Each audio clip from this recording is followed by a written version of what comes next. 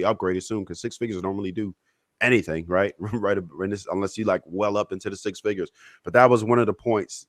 But this was, derived in the 80s, so that was part of it. And then, are you valuable to society? Are you appreciated amongst your peers? Are you in demand? Those are all the type of things that they were talking about.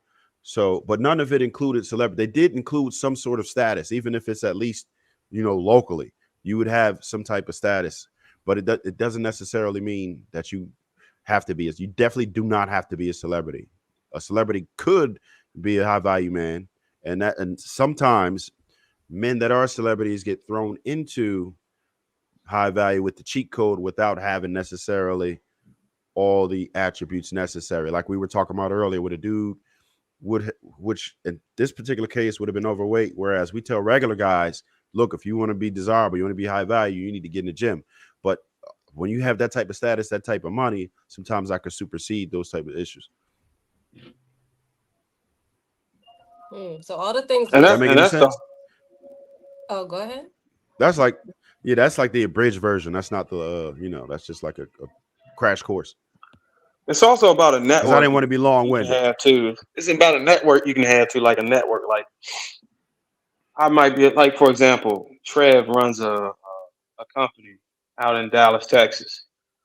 I have enough power to go into my wallet and pick up his card and call him, hey, look, I got a couple of guys that's coming down there that's moving in their families. I need you to hire them, give them a position so they can work there and earn a living. And you're like, okay, cool. You can do me that favor, I'll do that solid. You know what I'm saying? And then they hit me up on the back, shit like that.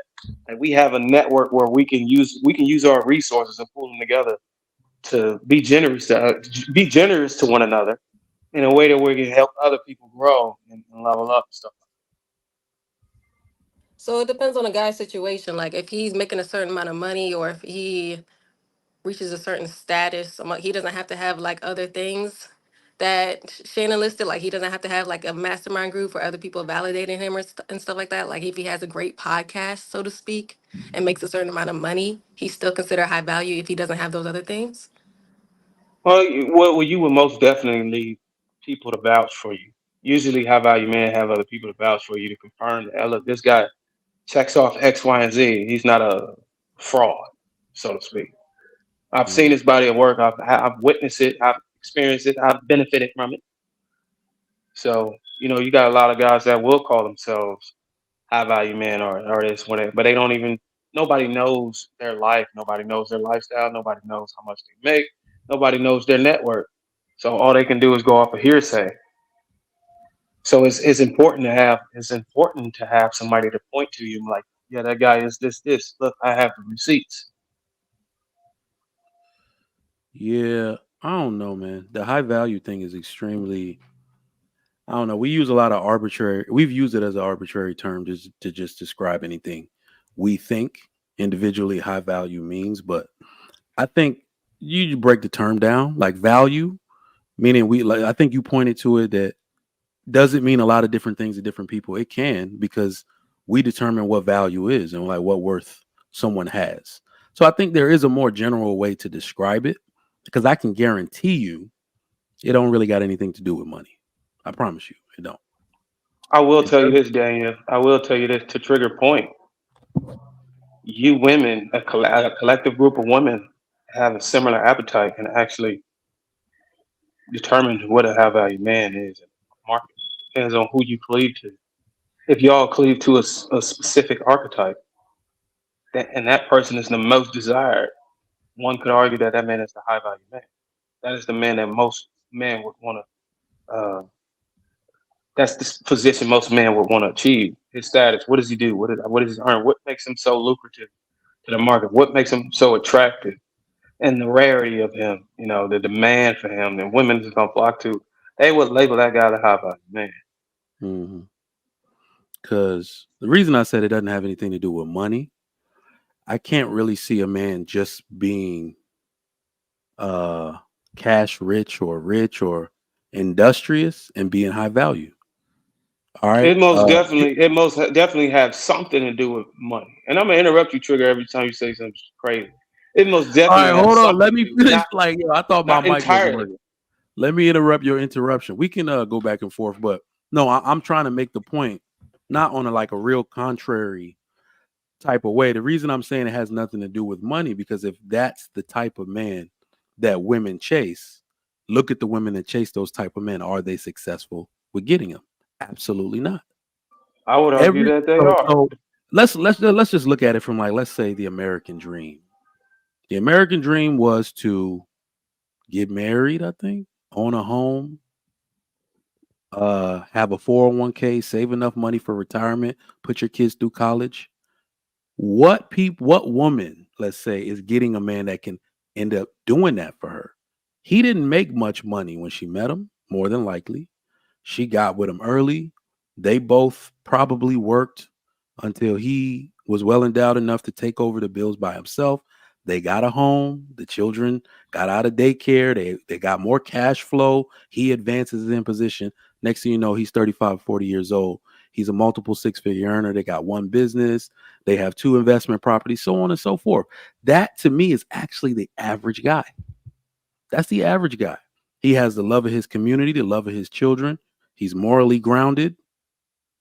Those men put together, right, make up most of the revenue that pays for the activities in these communities and all the kids and all of that. That's actually what high value is.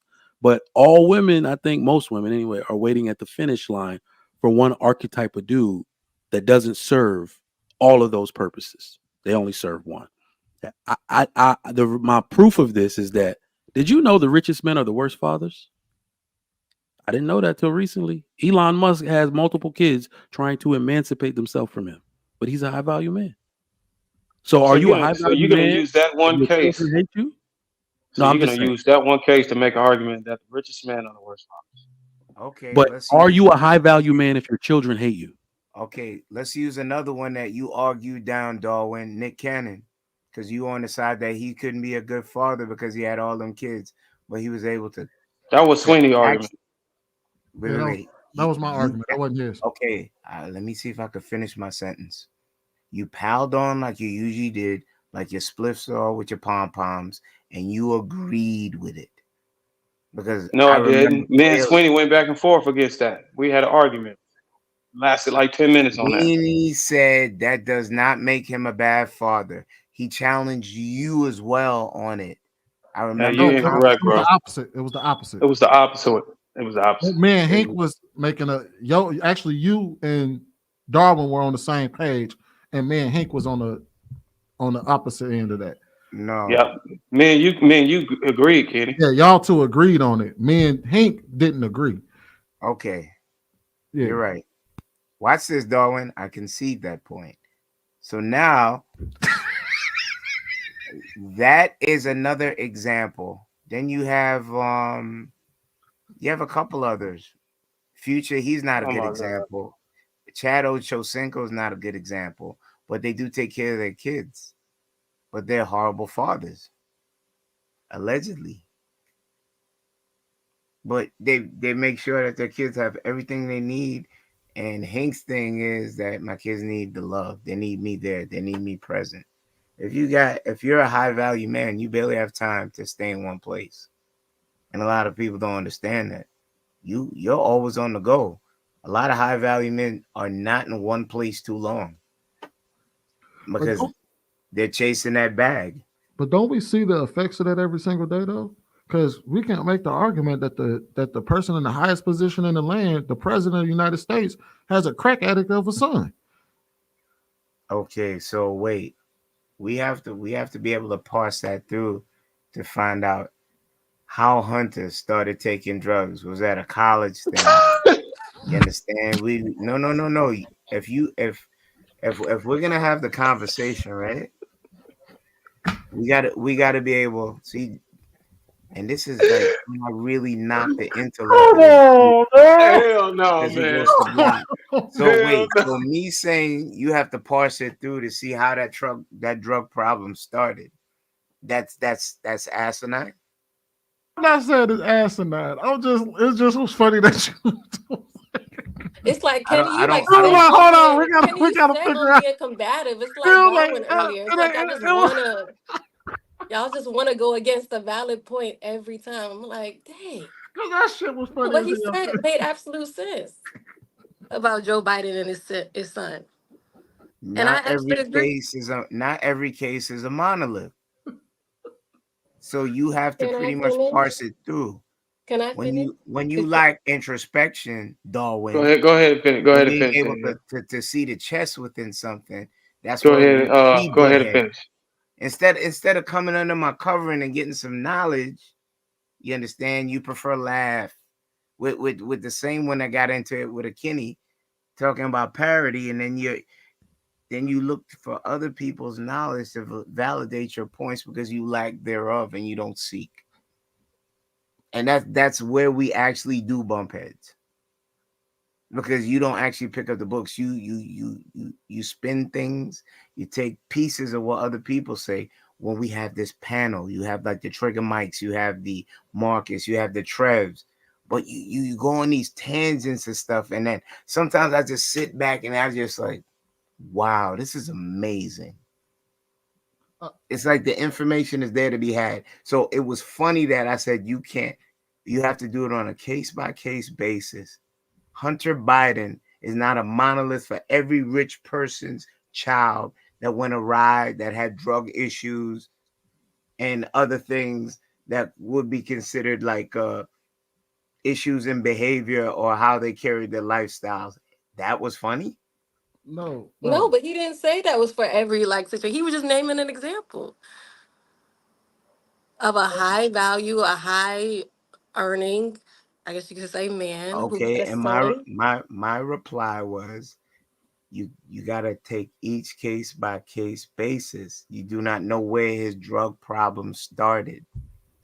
Everybody that has children that fall to drugs, so let's just leave it in that realm. It's not a monolith. It's not like, okay, single rich man, his son is going to eventually do drugs. He's going to eventually sniff coke or do crack. Would you say that? Daniel, let me. But you can, but like you can Let say me that help. about any. You can say that about any person's son. Like I don't. Let me help you. Let me help you out real quick, Daniel. There's an argument that the being a good father or bad father, whatever, that doesn't have anything with it doesn't have anything to do with being a high value man. No, but we were talking about how the richest men out here like aren't good fathers. We were going back to Trigger Mike's point. Oh, so we went away from high value man. Yeah, Now we're talking I'm about rich so men confused. having We were talking. They were Okay, we responding to something didn't. Trigger It's just Mike that you said. have a propensity to get off the point and go down the river and through the woods. Because I remember what Trigger Mike said. Thank And you, then from Marcus. that's where we started. I don't know what part of Timbuktu you're in, but I was staying aligned with what he put out there to be parsed through. Well, because all right. So, did you read the? I'm gonna read the article first, but just off of the cliff notes of the article that Marcus just posted, I know he probably read through the entire thing, which is the reason why he posted it. Is that when you have somebody that's not there or can be there consistently for their children, they do tend to suffer in certain areas. That's why, like, we always talk about how life is about choices and trade-offs. Yes, you can be a very busy man, but then your kids may suffer at home on a emotional or on a behavioral issue level because you're not there. But they may have but they may be able to be well taken care of financially, but they may suffer from in other areas. Just like a person that we got to, as we can make the argument that, hey, a man that can be in his house 100% of the time, yeah, he's a great father, but you can make is it say you can say that it's safe to assume that you got two parents that's in the house all the time, that more often than not, the kid probably ain't gonna have any like luxury in their life. They're not gonna have much money. Ain't gonna have no inheritance. What are you talking about? It's a trade-off. So if the man is working and he's rich and he's away from the house, it's a trade-off. It's a sacrifice for the time you will have. Give your kids the generational wealth. And then they may be able to give their kids all of the time and generational wealth. So somebody got to take the hit at the But root. staying on the deviancy of the children, that is not 100%. You can make a case, yes, that needing parental units present plays a big factor in the upbringing of kids to adolescence to adulthood. But is that a perfect model? Is it a monolith that will always happen? No. But Come on now. There's a It only trade-off needs that- to happen. It only needs There's to a happen one trade-off time. to everything in life. It only needs to happen one time. For Okay, example, so there's a the trade-off grandfather to everything in needs to be life. rich. The grandfather needs to be rich. So the Needs to be. father, I'm just following me. Let's say the grandfather is the rich man. He doesn't have time to spend with his son. Now the father has got an inheritance. Now he's rich. He don't even have to work. Now he's able to have not only the wealth that he would have had to work for, but he also have the time to spend with his kids. So it's the man in the middle that took the hit on being able to have those sentimental memories with the father because he was out getting the bag. But he secured a way for his grandkids. So to speak, he was thinking 2 generations ahead. So somebody had to take a hit, and I would say the man. So the only person that didn't really have their father in the life was the man in the middle. The grandfather paved the way. The father reaped the inheritance that he can pass down to his grandkids. Not only he can pass down the inheritance, he can also give them all of his time. So it only needs to happen one time, and you just continue to allow that to flow. So You get what I'm saying? That's a case by case. It goes right back to what I said. You just gave a different case of how something could turn out. Did you not? Well, I was just saying, like, maybe for example, maybe Nick Cannon is doing that, or whoever in the same position is doing that. And look, I'm not gonna be able to have the kid. I'm not gonna have the time for my kids, and my kids are probably gonna hate that. But now they're gonna grow up and they're gonna have the time for their kids, and they're gonna have the money. Yeah, You know what I'm saying? And the thing is that, and I get what Hopefully. y'all are saying, Kenny, but what we're talking about is when we start speaking in generalities, is that a prescription that you should offer people to say, hey, look, and it can be, if you saying that if your number one goal is to make sure your kids are well off and that they got an inheritance and stuff like that, that would be the policy prescription for that. I would advise them to do what you would advise them to do. Get your money up, do what you need to do. But if your prescription, if you saying, hey, look, a son or their children need their father with them in the home, your prescription might be different than just focus on the money, because the money is what's going to probably take you out the house until you can find a way to make money while staying in the house, which we know by and large most people cannot do. So what is it? I get what you're arguing. It just depends on what situation you're asking for. That's why I said it's about choices and trade-offs. The trade-off to being out the house is that more often than not, or your child is more likely to suffer on an emotional level, on a shit. I'm trying to think of other words to describe, but we know we get it. Whereas if you offer the prescription of, hey, look, you need to sacrifice being at work so you can be home with your kids. And on the trade-off for that is, hey, your kid might have to pay for college when they get out, when they graduate. Exactly. It might have to, you might work to the day you die then, because you just made a case for in life there are always choices and trade-offs. Yeah. So what were you arguing? What was so funny? I was just laughing, man.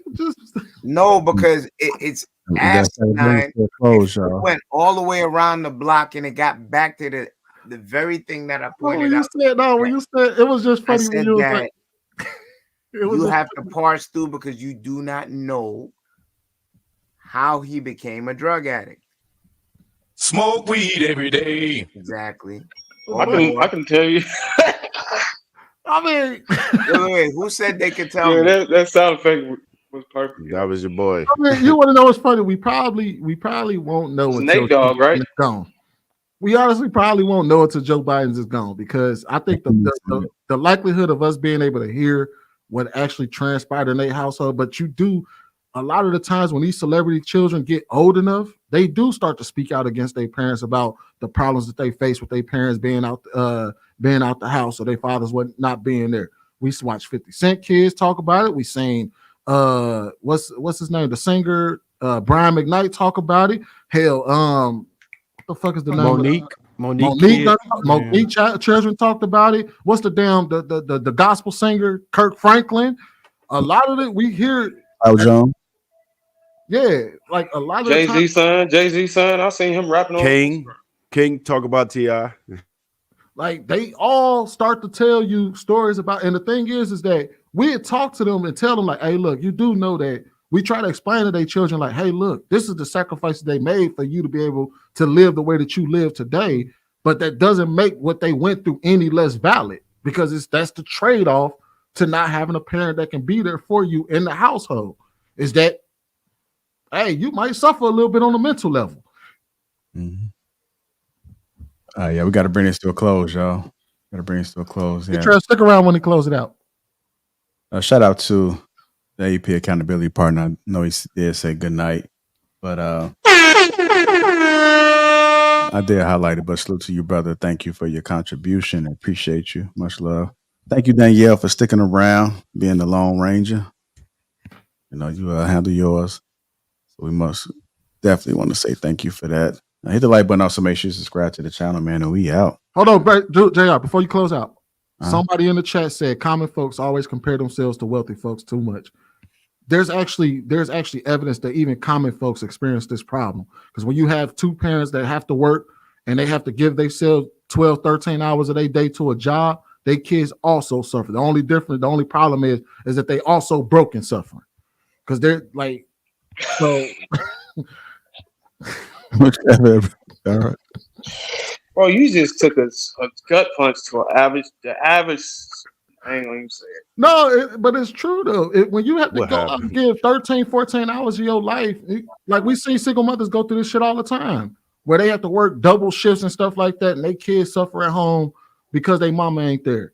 Ain't nothing. It's the same 50-50. argument. Hard work. That's what the women said they want 50-50, right? No, that's by your damn self.